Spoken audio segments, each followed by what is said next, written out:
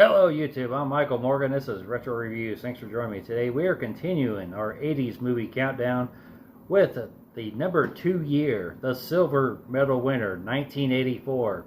Before I get into the reviews, always make sure that you subscribe to the channel, hit that like button on this video, and share this video. Also, if you haven't seen any of these movies I'm going to talk about, there will be spoilers ahead. Okay, now when I first started doing the research for this video series, I'd actually had 1984 in the number 1 spot right up until I uploaded these videos, and as I started looking at the movies, and then I put 1984 at number 2. Okay, we're starting off in 1984 with the movie Footloose. Yeah, one of the quintessential 1980s movies. It had a great soundtrack, great cast, just a great story. You have Kevin Bacon's character Ren. He and his mom leave the big city. They move to the small town where he doesn't know anybody. He's a fish out of water because he's a city boy, and this is a rural area. And so he just kind of really sticks out like a sore thumb. But just throughout the movie, of course he makes friends. But in this town, you're not allowed to dance or have any kind of rock music because the town preacher has,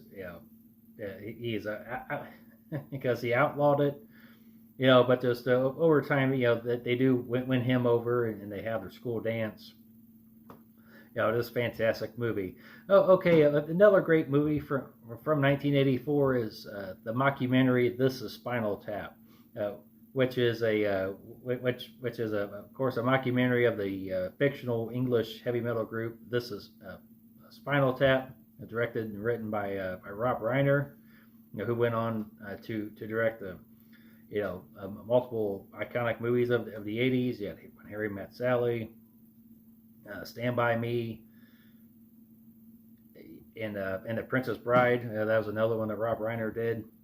This here just really pokes fun at the excesses of rock music.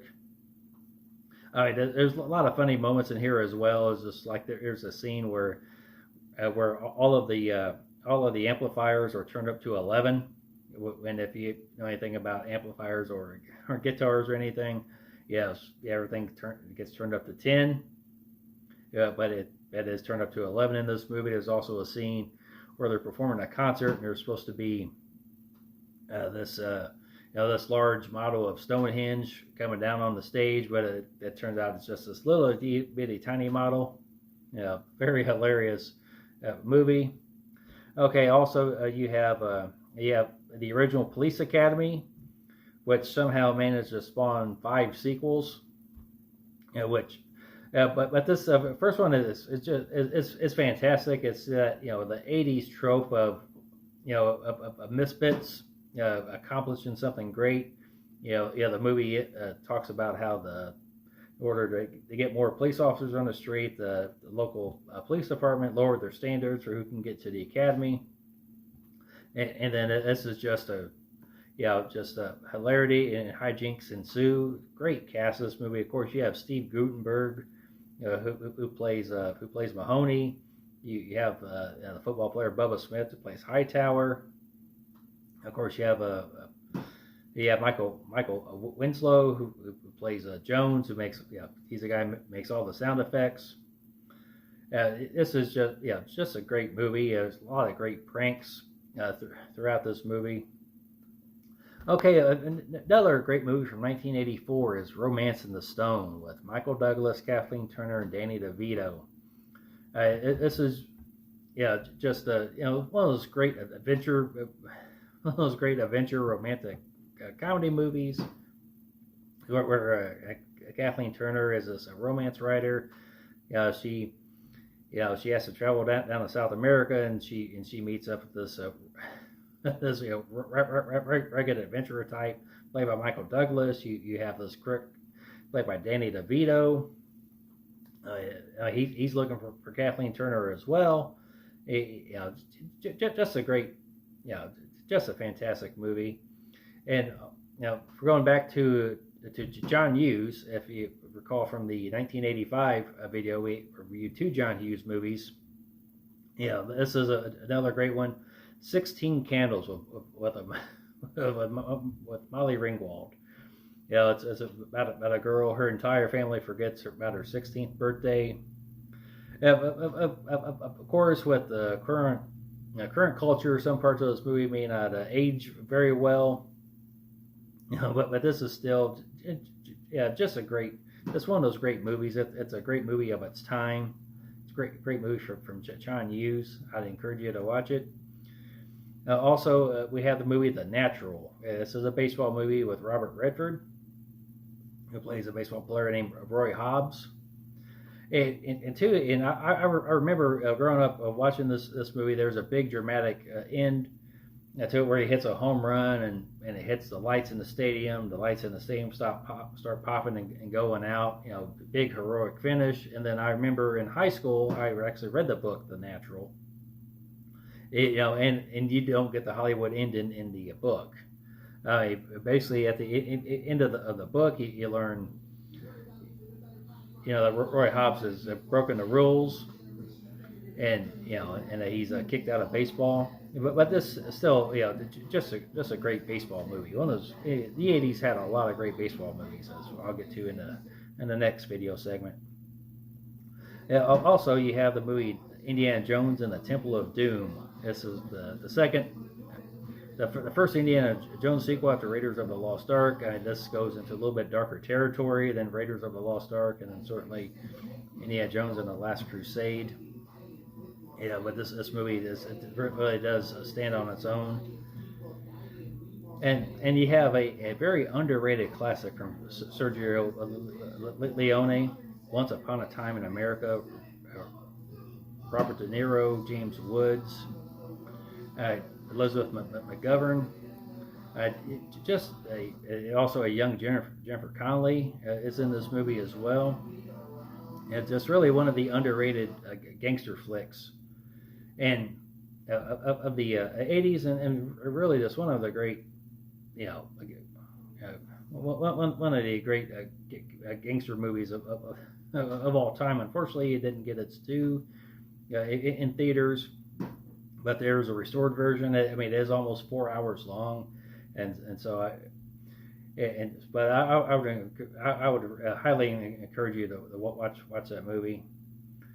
Okay, you also we have Star Trek III: The Search for Spock, which was the follow-up to the Wrath of Khan, and too, I know it's one of those odd number Star Trek movies that often get a lot of hate, but to me, this is a great another great Star Trek movie. It's not as good as Wrath of Khan, of course, and definitely not as good as Star Trek IV, which came out a few years later.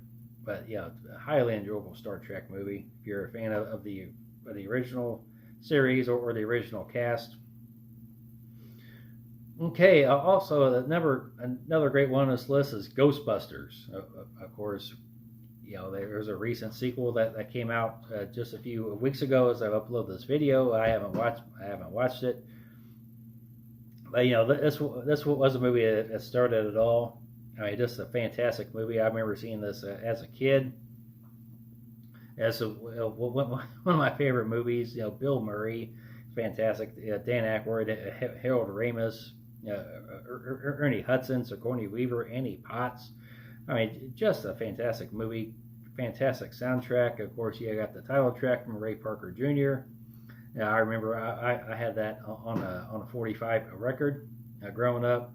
Yes, I'm old, kids. Okay, and another fantastic movie from 1984, Gremlins. Yes, of course, this was another movie produced by Steven Spielberg. You have a dad who gives his kid a little gives him his pet for Christmas. It's called a Mowgli. I know I just butchered that. I'm sorry, but he breaks the essential rules. He gets Gizmo wet, and then you have the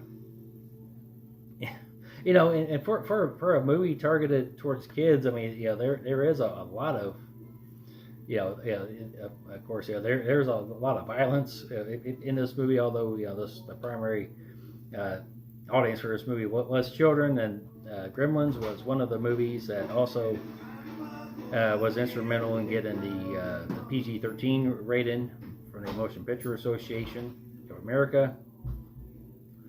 And another underrated comedy from 1984 is the movie Top Secret with Val Kilmer. This is a spy spoof movie done by the Zucker brothers and Jim Abrams, who also did Airplane. Also he did Airplane, the Naked Gun movies.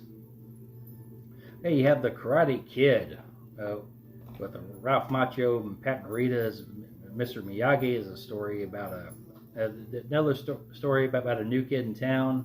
He's being bullied.